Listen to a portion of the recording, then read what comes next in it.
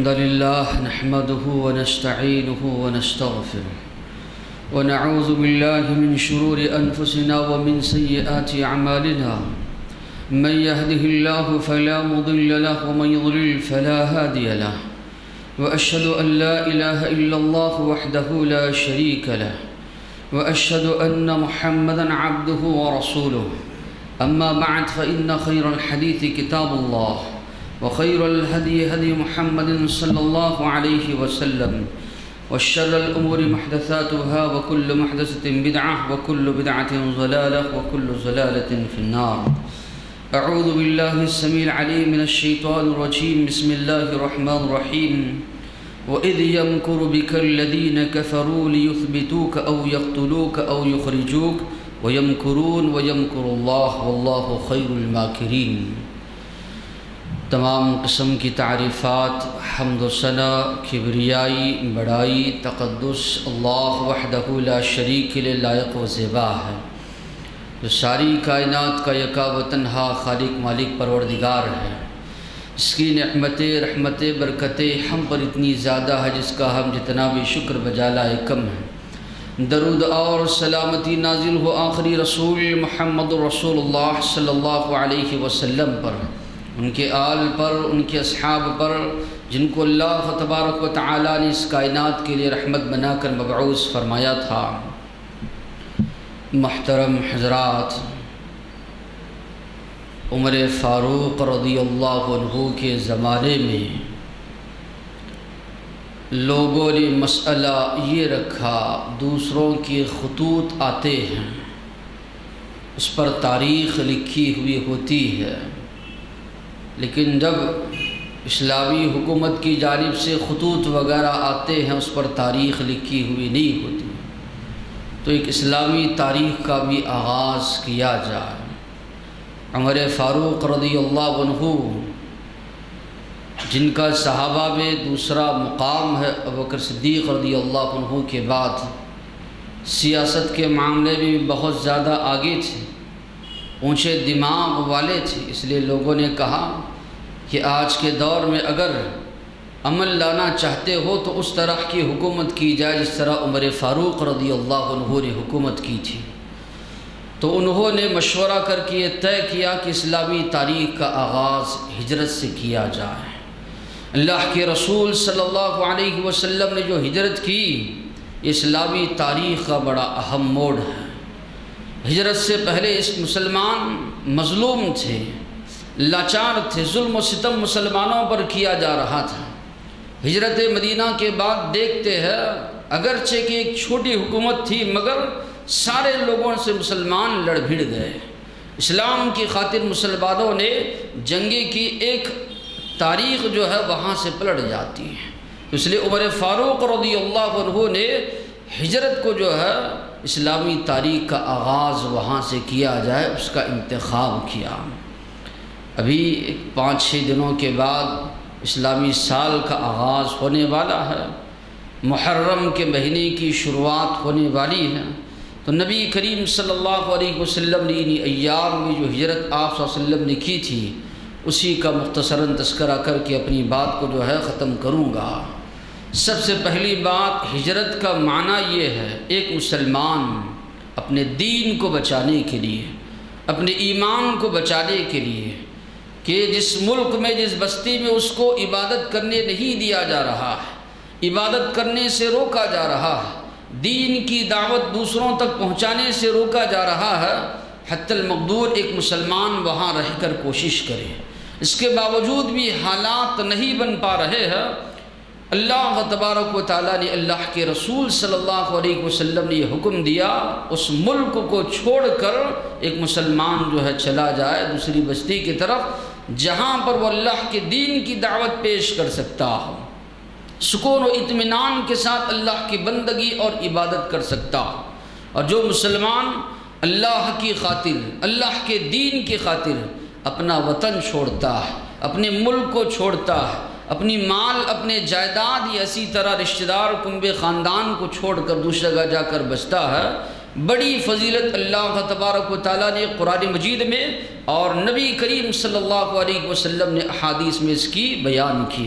اللہ تبارک و تعالیٰ نے سورہ توبہ میں فرمایا الذین آمنوا وہاجروا وجاہدوا فی سبیل اللہ باموالہم وانفسہم، جن لوگوں نے ایمان لایا، وہاجروا اور ہجرت کی، وجاہدوا اللہ کے راستے میں جہاد کیا، باموالہم وانفسہم اپنے مالوں کے ذریعے اور اپنی جان کے ذریعے، اعظم درجۃ عند اللہ، اللہ نے فرمایا ان کا درجہ بہت بلند ہے اللہ کے نزدیک، یہ بہت بلند مرتبے والے ہیں اللہ کے نزدیک۔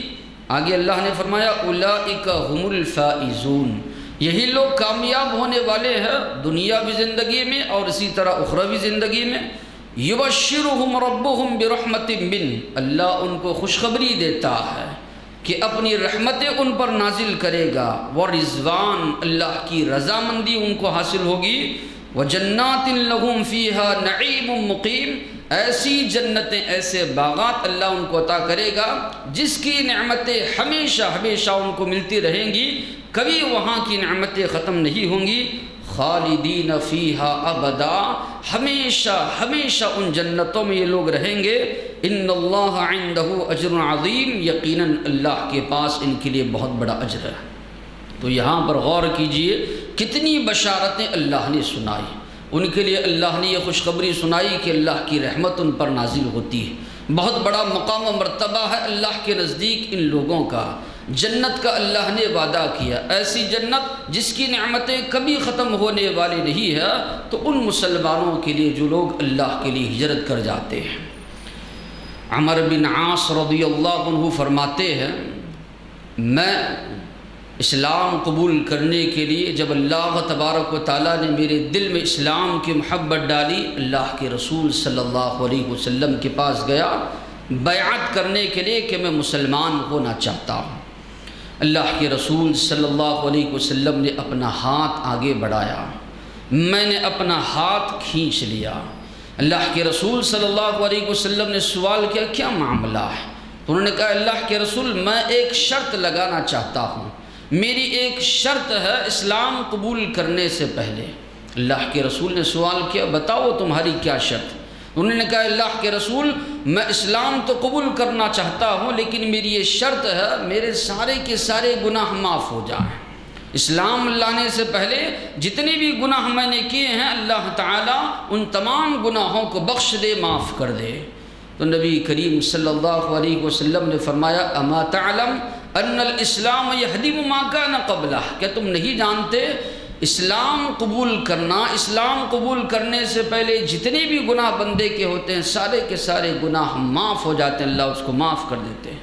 وَأَنَّ الْحِجْرَ تَحْدِمُ مَا كَانَ قَبْلَهُ، ایک مسلمان اللہ کی خاطر اپنے گھر بار کو چھوڑ کر کے ہجرت کر کے جاتا ہے، ہجرت کرنے کی وجہ سے پچھلے اس کے سارے گناہ جو ہے معاف ہو جاتے ہیں۔ اسی طرح وَأَنَّ الْحَجْ يَهْدِمُ مَا كَانَ قَبْلَهُ، ایک مسلمان حج کر کے آتا ہے رَجَعَ كَيَوْمٍ وَلَدَتْهُ أُمُّهُ، اس طرح لوٹ کر آتا جس طرح کہ ماں کے پیٹ سے پیدا ہونے والا بچہ گناہوں سے پاک و صاف ہوتا ہے، اسی طرح حج کرنے والے کی بھی پچھلے گناہ جو ہے معاف ہو جاتے ہیں۔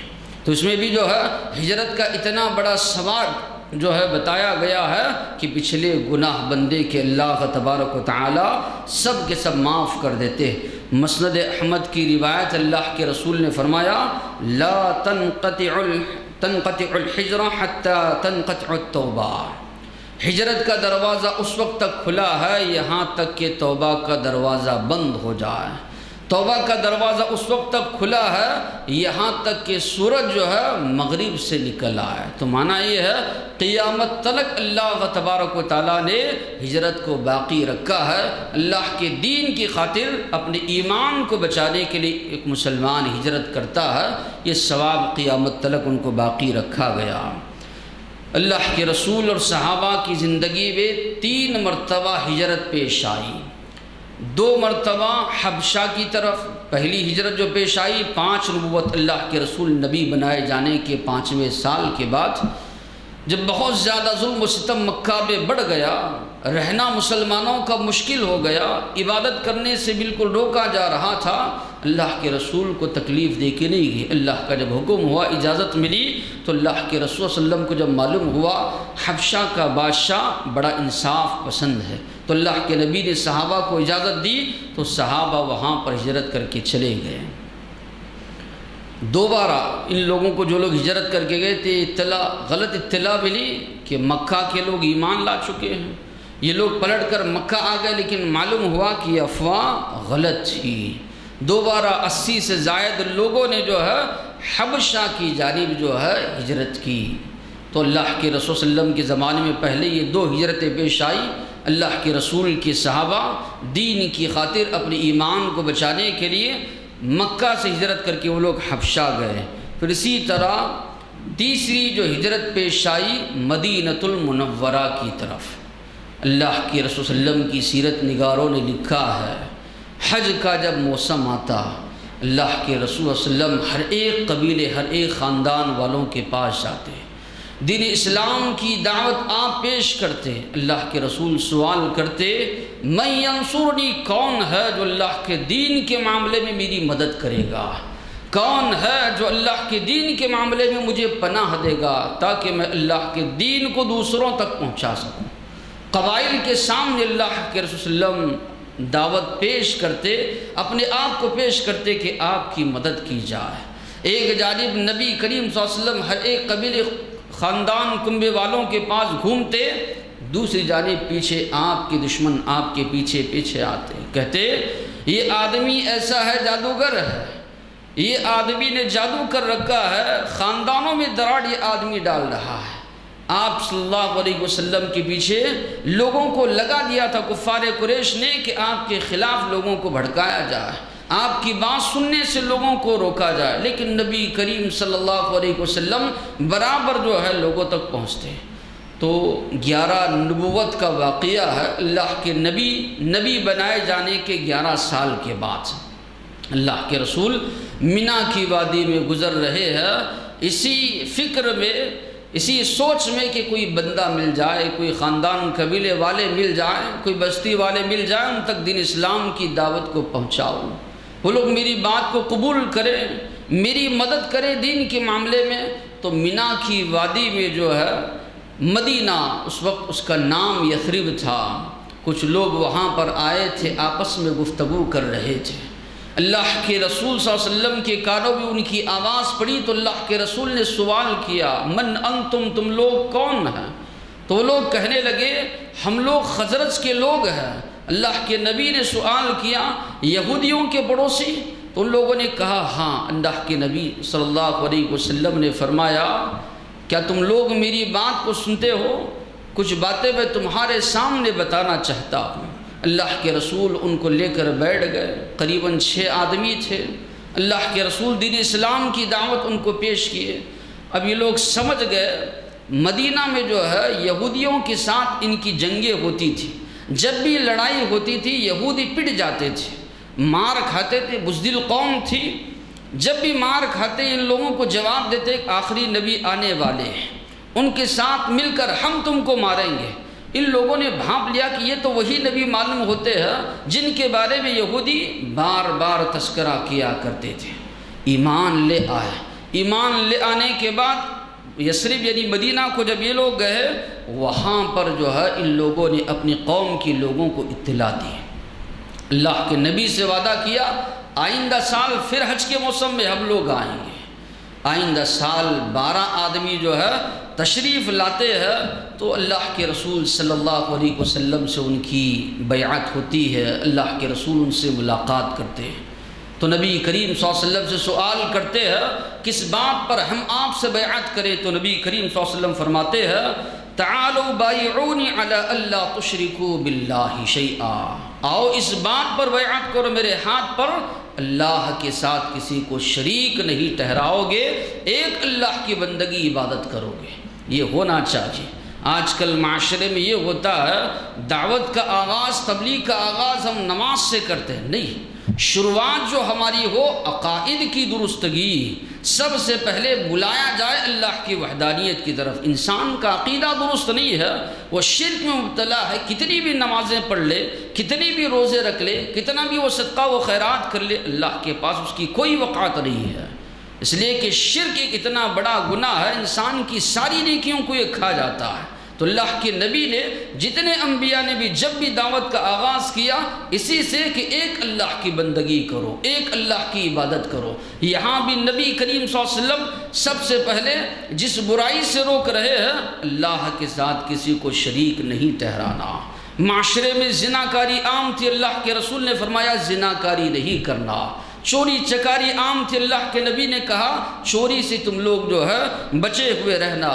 بچیوں کا قتل کیا جاتا تھا، زندہ دفن کر دیا جاتا تھا، اللہ کے رسول نے فرمایا اپنے بچوں کو تم لوگ قتل نہ کرنا، اور نہ ہی کسی پر جھوٹا الزام جو ہے تراشنا۔ تو ان باتوں پر نبی کریم صلی اللہ علیہ وسلم نے ان سے بیعت لی، تو اس کو بیعت عقبہ ثانیہ، گھاٹی کے پاس بیٹھ کر یہ بیعت ہو رہی تھی، 12 آدمی اس میں شریک تھے۔ جب یہ لوگ جانے لگے، نبی کریم صلی اللہ علیہ وسلم نے ان کے ساتھ مصعب بن عمیر رضی اللہ عنہ کو روانہ کیا، سب سے پہلے داعی اسلام بنا کر مدینۃ المنورہ کی طرف۔ ان کے بارے میں یہ کہتا چلوں، مصعب بن عمیر ایک مالدار گھرانے کے تھے۔ ان کے بارے میں یہ بات ملتی ہے، جس گلی سے یہ گزرتے لوگ پہچان لیتے کہ مصعب بن عمیر یہاں سے گزرے، اتنے ناز و نعم میں یہ پلے ہوئے۔ اللہ کے نبی نے ان کو سب سے پہلا داعی بنا کر مدینۃ المنورہ کی طرف اللہ کے رسول نے بھیجا۔ جنگ غزوہ احد میں ان کی شہادت ہوئی۔ اس وقت مسلمانوں کے جو حالات تھے، کفن دینے کے لیے ان کے بدن پر جو چادر تھی، کیکر کے کانٹوں کے ذریعے اس کو لگا کر پھرتے تھے، اس کے علاوہ کوئی چیز ان کے پاس نہیں تھی۔ چادر بھی اتنی چھوٹی، سر کو ڈھکا جا رہا ہے، پیر ان کے کھل جا رہے ہیں، پیروں پر ڈھکا جا رہا ہے، سر کھل جا رہا ہے۔ دیکھ کر اللہ کے رسول کی آنکھوں میں آنسو آ گئے کہ کیا ان کی حالت اسلام لانے سے پہلے اور آج کیا معاملہ ان کا ہے۔ نبی نے کہا ان کے چہرے کو ڈھانپ دو، پیر ان کے کھلے رکھے جائیں۔ تو بہرحال مصعب بن عمیر رضی اللہ عنہ نے مدینہ میں بڑی کوشش کی، تو آئندہ سال قریباً 70 آدمیوں کو ساتھ لے کر جب مصعب بن عمیر رضی اللہ آئندہ سال تشریف لائے، یعنی 13 نبوت میں مدینہ میں کوئی گھر ایسا نہیں بچا تھا جہاں پر اسلام نہ پہنچا۔ اتنی کوشش انہوں نے کی۔ اللہ کے رسول کا جو انتخاب تھا، واقعی میں انتخاب کے گھر گھر پہنچ کر قریباً ہر گھر میں اسلام جو ہے پہنچ چکا تھا۔ 70 آدمی جو ہے اس وقت تشریف لائے۔ اللہ کے رسول صلی اللہ علیہ وسلم سے ان کی بات ہو چکی تھی، گفتگو ہو چکی تھی کہ ایام تشریق منی میں جب قیام کے دوران جو اللہ کے رسول سے ملاقات کریں گے۔ تو بہرحال رات میں جب سب لوگ سو گئے، سو جانے کے بعد ایک ایک آدمی، 2 آدمی آہستہ سے اپنے بستروں سے اٹھ کر آ رہے ہیں اللہ کے نبی سے ملاقات کرنے کے لیے۔ 70 آدمی، 2 خواتین جو ہے تشریف لاتے ہیں اللہ کے رسول کے ساتھ۔ اللہ کے رسول کے چچا عباس رضی اللہ عنہ تھے۔ تو گفتگو کا آغاز وہ شروع کرتے ہیں کہ دیکھو ہمارے درمیان محمد صلی اللہ علیہ وسلم عزت کے ساتھ محفوظ ہیں، ان کا خاندان ان کی برابر حفاظت کر رہا ہے۔ اگر تم لوگ ان کو اپنے ساتھ لے جانا چاہتے ہو، اور محمد صلی اللہ علیہ وسلم کی یہ خواہش بھی ہے کہ تم لوگوں کے ساتھ جائیں، اس پر یہ مصر بھی ہیں، اس کا معنی یہ ہے کہ سارے عرب سے تم لوگ دشمنی مول لوگے، سارا عرب تمہارے خلاف ہو جائے گا، تمہارے سردار مارے جائیں گے، تمہاری گردنیں ماری جائیں گی، تمہارا مال جو ہے لٹانا پڑے گا، کیا تم لوگ تیار ہو؟ انصاری صحابہ بھی اتنے جو ہے جانباز تھے، قوت ایمانی جو ان کے اندر تھی، کہنے لگے ہم ان ساری چیزوں کے لیے تیار ہیں۔ بڑا لمبا واقعہ ہے۔ سارے انصاری صحابہ کے جو بڑے بڑے سردار تھے، سب نے یہی کہا ہم لوگ تیار ہیں کہ ہم اللہ کے رسول صلی اللہ علیہ وسلم کو لے جانے کے لیے، سارا عرب ہمارا دشمن ہوتا ہے ہونے دو، ہم سارے عرب کے ساتھ لڑنے کے لیے تیار ہیں۔ اللہ کے رسول صلی اللہ علیہ وسلم سے انہوں نے کہا اے اللہ کے رسول کس بات پر آپ ہم سے بیعت لینا چاہتے ہیں؟ یہاں پر بھی جب 70 آدمی سامنے موجود ہے، نبی کریم صلی اللہ علیہ وسلم نے ان کے سامنے جو بات رکھی ان تعبدوہ وحدہ ولا تشرکوا بہ شیئا، اکیلے اللہ کی عبادت کرو گے، اس کے ساتھ کسی کو شریک نہیں ٹھہراؤ گے، علی السمع والطاعہ فی النشاط والکسل، اچھے ایام ہوں تب بھی میری اطاعت و فرما برداری کرو گے، برے حالات ہوں تب بھی میری اطاعت و فرما برداری کرو گے۔ تو یہ ضروری ہے کہ اللہ اور اس کے رسول کی اطاعت ہر حال میں کی جائے، ایسے نہیں کہ خوشحالی ہو تو اللہ کو بندہ بھول جائے، بدحالی ہو تو تب بندہ اللہ کو یاد کرنے لگ جائے۔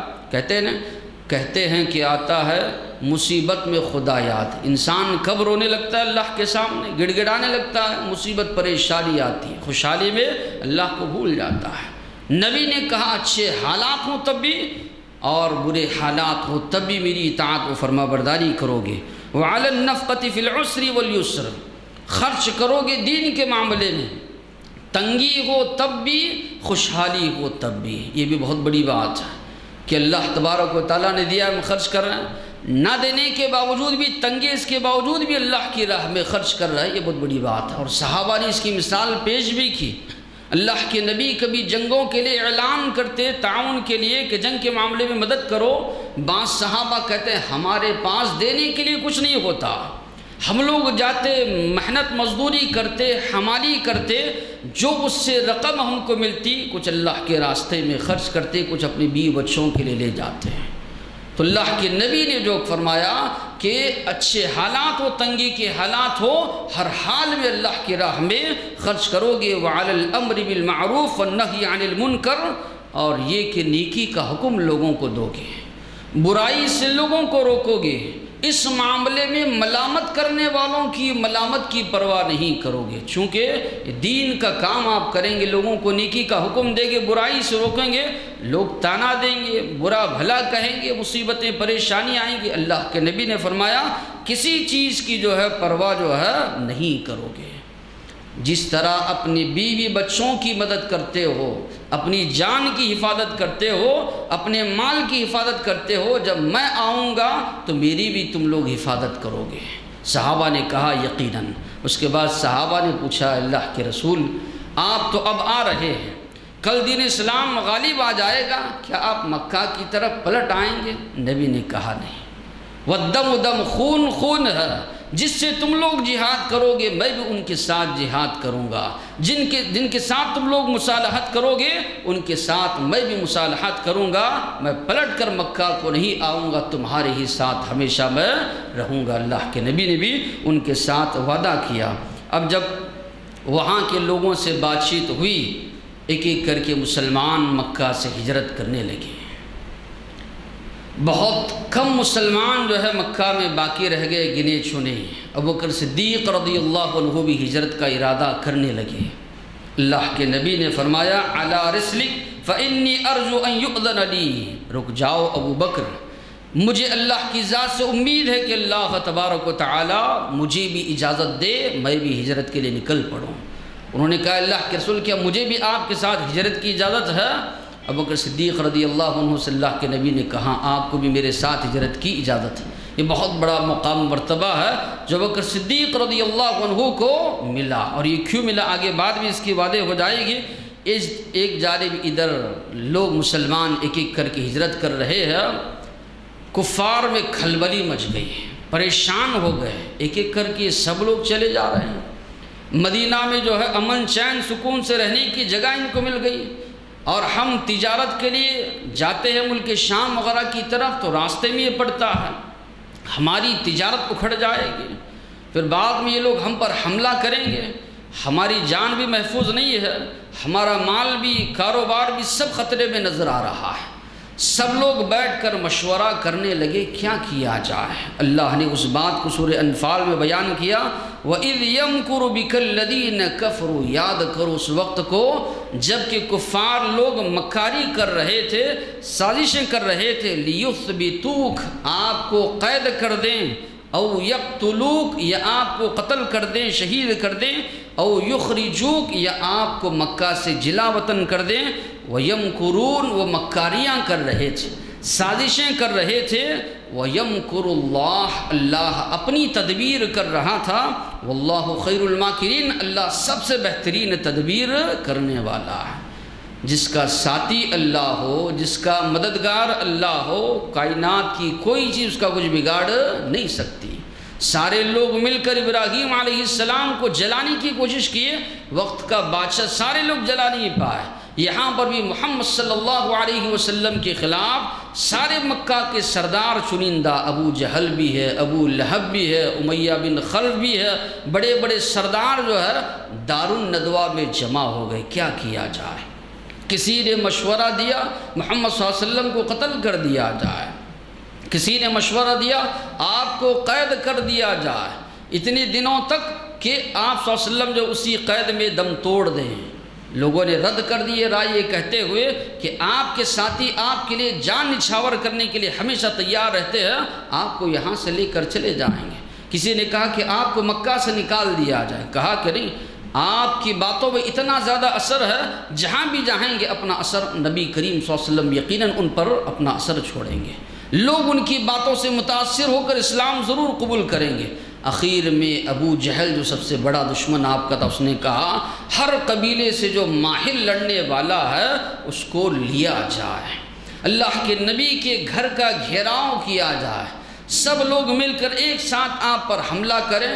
اس طرح نبی کریم صلی اللہ علیہ وسلم کی خون کی ذمہ داری سارے قبیلوں میں بڑھ جائے گی، اور قریش کے لوگ، نبی کریم صلی اللہ علیہ وسلم کے خاندان کے لوگ، بنی ہاشم کے لوگ سب سے لڑ نہیں پائیں گے، اس لیے جزیہ دیت لینے پر راضی ہو جائیں گے۔ یہ رائے سب نے قبول کر لی اور سب لوگ نبی کریم صلی اللہ علیہ وسلم کے رات کا انتظار کرنے لگے۔ یہ رائے، یہ مشورہ ہو رہا ہے، اللہ تبارک و تعالیٰ نے جبرائیل علیہ السلام کو بھیجا۔ یہ آیت اللہ نے نازل فرمائی کہ یہ مکاریاں، یہ سازشیں آپ کے خلاف ہو رہی، آپ آج رات ہجرت کر کے نکل جائیں۔ اللہ کے نبی صلی اللہ علیہ وسلم ابوبکر صدیق رضی اللہ عنہ کے گھر دوپہر میں سخت دھوپ ہے، کپڑا اوڑے ہوئے اپنے سر پر ان کے گھر کی طرف جا رہے ہیں۔ کسی نے ان کو اطلاع دی کہ محمد صلی اللہ علیہ وسلم آپ کے گھر کو آ رہے ہیں۔ عائشہ رضی اللہ عنہا فرماتی ہیں عام طور پر اس وقت میں اللہ کے نبی کبھی ہمارے گھر کو تشریف نہیں لاتے تھے۔ ابوبکر صدیق رضی اللہ عنہ نے کہا کوئی اہم معاملہ ہو سکتا ہے، اللہ کے نبی تشریف لا رہے ہیں۔ اللہ کے رسول صلی اللہ علیہ وسلم جب آئے تو آپ صلی اللہ علیہ وسلم نے کہا اخرج من عندک، آپ کے پاس جتنے لوگ ہیں ان کو یہاں سے آپ نکالیے۔ ابوبکر صدیق رضی اللہ عنہ نے کہا یہ آپ کے گھرانے والے ہیں، بتائیے۔ اللہ کے رسول نے کہا مجھے ہجرت کی اجازت دی جا چکی ہے۔ ابوبکر صدیق رضی اللہ عنہ نے کہا یہ 2 اونٹنیاں اللہ کے رسول، ایک آپ کے لیے ایک میرے لیے۔ اللہ کے نبی نے فرمایا لوں گا مگر قیمتاً۔ تو بہرحال طے پائی۔ عبداللہ بن اریقط جو دلیل تھا، یعنی راستہ بتانے میں ماہر تھا، اس سے وعدہ کر لیا گیا 3 دن کے بعد وہ غار ثور کے پاس آئے گا۔ تو بہرحال رات کا انتظار اللہ کے نبی کرنے لگے۔ رات میں جب سب لوگ اللہ کے نبی کے گھر کا گھیراؤ کر لیے، اللہ کے رسول صلی اللہ علیہ وسلم نے علی رضی اللہ عنہ کو اپنے بستر پر لٹایا، کہا مکہ کے فلاں فلاں لوگوں کی میرے پاس امانتیں ہیں، وہ امانتیں دینے کے بعد تم آنا، اپنی جان کے بارے میں ڈرنا نہیں۔ اللہ کے رسول اپنی بستر پر ان کو لٹائے اور نبی کریم صلی اللہ علیہ وسلم مٹی اپنی مٹھی میں لیے، جتنے لوگ گھر کا گھیراؤ کیے تھے ان کے سروں پر پھینکتے ہوئے اللہ کے رسول صلی اللہ علیہ وسلم وہاں سے نکل گئے۔ ابوبکر صدیق رضی اللہ عنہ بھی اور اللہ کے رسول صلی اللہ علیہ وسلم دونوں مل کر غار ثور کے پاس جا کر پناہ لے لیے۔ ادھر صبح میں یہ لوگ ابھی پہرا دیتے ہوئے ٹہرے ہیں، ایک آدمی وہاں سے گزرتا ہے، سوال کرتا ہے کس کا انتظار کر رہے ہیں؟ وہ لوگ کہتے ہیں محمد صلی اللہ علیہ وسلم کا، وہ تو نکل گئے۔ دروازہ کھٹکھٹایا، اندر گئے، دیکھا کہ علی رضی اللہ عنہ سو رہے، مارا پیٹا ان کو، کوئی بات وہاں سے معلوم نہیں ہوئی۔ ابوبکر صدیق رضی اللہ عنہ کے گھر گئے، اسماء رضی اللہ عنہا نے دروازہ کھولا، ابو جہل لعین نے اتنی زور سے ان کو تھپڑ مارا کہ ان کی کال کی جو بالی تھی نکل کر نیچے گر پڑی۔ سوال کرنے لگے، انہوں نے بھی کچھ نہیں بتایا کہ معلوم نہیں ہے۔ تو بہرحال نبی کریم صلی اللہ علیہ وسلم اور ابوبکر صدیق رضی اللہ عنہ غار ثور میں جا کر پناہ لی۔ اس سلسلے میں زاد المعاد میں واقعہ ملتا ہے، غار ثور کے قریب جب پہنچے ابوبکر صدیق رضی اللہ عنہ نے کہا اللہ کے نبی پہلے میں اندر جاتا ہوں۔ گئے اندر، صاف صفائی کی، دیکھا کچھ سوراخ ہے، اپنے بدن پر جو چادر تھی کچھ حصہ پھاڑ کر اس کو بھر دیا، اس کے باوجود بھی 2 سوراخ باقی رہ گئے۔ ابوبکر صدیق رضی اللہ عنہ نے دونوں پیر اپنے اس پر رکھے، اللہ کے نبی سے کہا کہ آپ اندر آ جائیے۔ اللہ کے وسلم اندر تشریف لے گئے، تھکے ہوئے تھے، آپ صلی اللہ علیہ وسلم لیٹ گئے۔ کسی چیز نے ابوبکر صدیق رضی اللہ عنہ کو ڈس لیا، تکلیف ہو رہی ہے، ہل نہیں رہے کہ اللہ کے رسول بیدار ہو جائیں گے۔ برداشت نہیں ہوئی تکلیف، چونکہ انسان کو جب بہت زیادہ تکلیف ہوتی ہے آنکھوں سے آنسو انسان کے چھلک پڑتے ہیں۔ 1 قطرہ 2 قطرے جو ہے اللہ کے وسلم کے رخسار مبارک گال پر بھی گر گئے۔ اللہ کے رسول کی آنکھ کھلی، دیکھا کہ ابوبکر صدیق رضی اللہ عنہ کی آنکھوں سے آنسو جاری۔ پوچھا وجہ تو کہا کہ کسی چیز نے ڈس لیا ہے۔ اللہ کے رسول نے دم کیا تو وہ درد اور تکلیف بھی جاتی رہے۔ 3 دن تک، جمعہ، ہفتہ، اتوار، 3 رات تک اللہ کے رسول ابوبکر صدیق رضی اللہ عنہ اس غار میں چھپے رہے۔ روزانہ جو ہے رات میں ابوبکر صدیق رضی اللہ عنہ کے فرزند جو ہے عبد الرحمن ابوبکر جو ہے آتے، جو بھی مکہ میں خبریں باتیں چل رہی تھی، سازشیں چل رہی تھی، اس سے اطلاع دیتے، پھر سحری کے وقت میں پلٹ کر آ جاتے۔ عامر بن فہیرہ جو ابوبکر صدیق رضی اللہ عنہ کے غلام تھے، بکریوں کو چراتے ہوئے قریب غار ثور کے رات میں وہ بھی پہنچ جاتے، دودھ وغیرہ نکال کر اللہ کے رسول ابوبکر صدیق رضی اللہ عنہ کو دیتے، اور تیسرے دن یہ بھی ان کے ساتھ میں ہو لیے، ان کے ساتھ میں نکل پڑے۔ تو اس طرح ابوبکر صدیق رضی اللہ عنہ کا پورا گھرانہ لگا ہوا اللہ کے رسول صلی اللہ علیہ وسلم کو بچاتے ہوئے مکہ سے جو ہے مدینہ پہنچا ہے۔ ان کی بیوی جو ہے لگی ہوئی ہے کہ توشہ تیار کر کے دے، توشہ تیار کیا گیا، باندھنے کے لیے کوئی چیز نہیں۔ اسماء رضی اللہ عنہا نے اپنا دوپٹہ 2 ٹکڑے کر دیے، ایک کو اپنے اوڑھنے کے لیے اور دوسرا توشے کو باندھنے کے لیے۔ غلام بھی لگے ہوئے ہیں، ساتھ ہی ساتھ میں ان کے فرزند بھی لگے ہوئے ہیں، اور ابوبکر صدیق رضی اللہ عنہ جاتے جاتے جو ہے 5 یا 7 ہزار دینار و درہم گھر میں تھے، وہ بھی سمیٹ کر لے، ساری چیزیں، مال بھی لگایا ہوا ہے، جان بھی لگی ہوئی ہے، ساری چیزوں کے ساتھ جو ہے نبی کریم صلی اللہ علیہ وسلم کے ساتھ ہجرت کرتے ہوئے نکل پڑتے ہیں۔ ابوبکر صدیق رضی اللہ عنہ فرماتے ہیں کہ جو لوگ ہماری تلاش میں نکل چکے تھے، اتنے قریب آ گئے، ان کے قدم ہم کو نظر آ رہے تھے، مجھے ڈر لگنے لگا، اے اللہ کے رسول یہ قدموں کی جانب دیکھ لیں گے تو ہم پر ان کی نظریں پڑ جائیں گے۔ اللہ کے رسول صلی اللہ علیہ وسلم نے فرمایا یا ابا بکر ما ظنک باثنین اللہ ثالثہما، ان کے بارے میں تمہارا کیا گمان ہے، 2 جن کا تیسرا اللہ ہے، ہم 2 ہی صرف نہیں، ہمارے ساتھ اللہ ہے۔ اللہ نے بھی فرمایا اس بات کو الا تنصروہ، اگر نبی کی مدد نہیں کرو گے فقد نصرہ اللہ، اللہ نے ان کی مدد اس وقت کی ہے اذ اخرجہ الذین کفروا، جبکہ کفار نے ان کو اپنی بستی سے نکالا، ثانی اثنین، 2 میں کہ وہ دوسرے تھے، اذ ہما فی الغار، جبکہ دونوں غار میں چھپے ہوئے تھے، اذ یقول لصاحبہ، جبکہ محمد صلی اللہ علیہ وسلم اپنے ساتھی سے کہہ رہے تھے لا تحزن ان اللہ معنا، غم نہ کرو اللہ ہمارے ساتھ ہے۔ تو بہرحال 3 دن کے بعد یہاں سے نکلتے ہیں تو راستے میں بھی کئی معجزات جو ہے نظر آتے ہیں۔ ایک چرواہا گزر رہا ہوتا ہے، اللہ کے نبی سوال کرتے ہیں ہم کو کچھ دودھ دو گے؟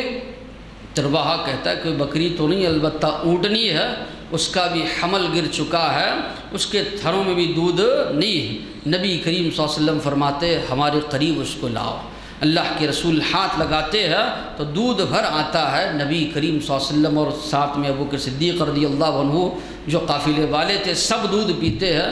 چرواہا پریشان ہو جاتا ہے، اللہ کے رسول پر ایمان لے آتا، کہتا ہے کہ آپ وہی ہیں جن کو مکہ والے صابی کہتے ہیں، یعنی بے دین کہتے ہیں۔ اللہ کے رسول فرماتے ہیں کہ ہاں میں وہی ہوں، لیکن میرا معاملہ چھپا کر رکھنا، کسی کو میرے بارے میں اطلاع نہ دینا، اور تم بھی جو ایمان لائے ہو اس کو بھی چھپا کر رکھو یہاں تک کہ ہمارا معاملہ غالب آئے، غالب آنے کے بعد ہم سے آ کر تو ملنا۔